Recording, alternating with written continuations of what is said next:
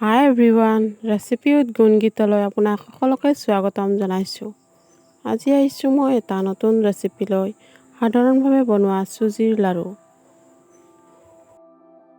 ইয়াৰ বাবে মই এখন পেনত 5 চামুচমান নাৰিকল দি লৈছোঁ। নাৰিকলখিনি ভালদৰে ভাজি ল'ম।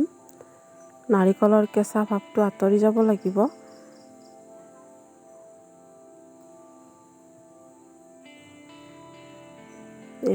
নাৰিকলখিনিৰ কেঁচা ভাৱটো প্ৰায় আঁতৰি গৈছে। ইয়াতে এতিয়া মই গুড় দি লৈছোঁ।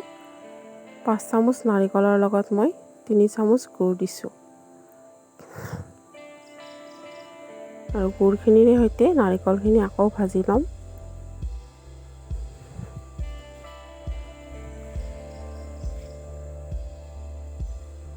গুড় আৰু নাৰিকলখিনি ভালদৰে ভজা হৈ গৈছে। খোৱা কাপেৰে 1.5 কাপ চুজি লৈছোঁ।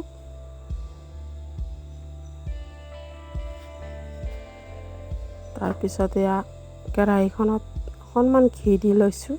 আপোনালোকে ৰিফাইনো দিব পাৰে। ঘিখিনি গৰম হোৱাত ইয়াত চুজিখিনি দি লৈছোঁ। চুজিখিনি ভালদৰে ভাজি ল'ম। গেছটো একেবাৰে কমত দি ভাজিব লাগিব। খুব সহজতে আৰু খুব সাধাৰণভাৱে বনোৱা এবিধ চুজিৰ লাড়ু, খাবলৈ খুব সোৱাদ লগা হয়। ভালদৰে চুজিখিনি ভাজি ল'ম। তাৰপিছত কাজু অলপ মই সৰু সৰুকৈ কাটি দি লৈছোঁ। কাজুখিনিও কিছু সময় ভাজি ল'ম একেলগে চুজিখিনিৰ লগত।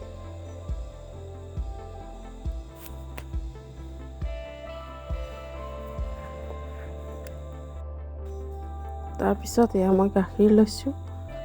মই 1 কাপ গাখীৰ দি ল'লোঁ। দি লৈ গাখীৰখিনিৰ লগত চুজিখিনি মিহলি কৰি ল'ম ভালদৰে।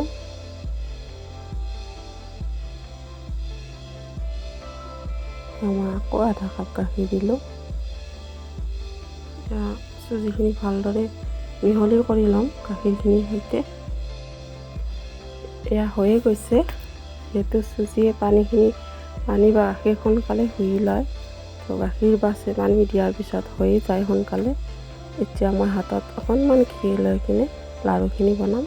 ভালদৰে চুজিখিনি এনেদৰে হাতেৰে কিছু সময় মঠিব লাগিব। তেতিয়া লাড়ুখিনি খুব মিহি হ'ব দেখিবলৈ। এই লাড়ুবিধ অৱশ্যে বেছি দিনলৈ ষ্ট'ৰ কৰিব নোৱাৰি। ফ্ৰিজত ৰাখিলে অৱশ্যে 2-3 দিন ৰাখিব পৰা যায়, কিন্তু এই লাড়ুবিধ লগে লগে বনাই লগে লগে খাই বেছি ভাল লাগে। হৈয়ে গ'ল। এতিয়া লাড়ুখিনি বনাম। এনেদৰে লাড়ুটো বনাই ভিতৰত নাৰিকল আৰু গুড়ৰ ষ্টাফিংটো ভৰাই দিম।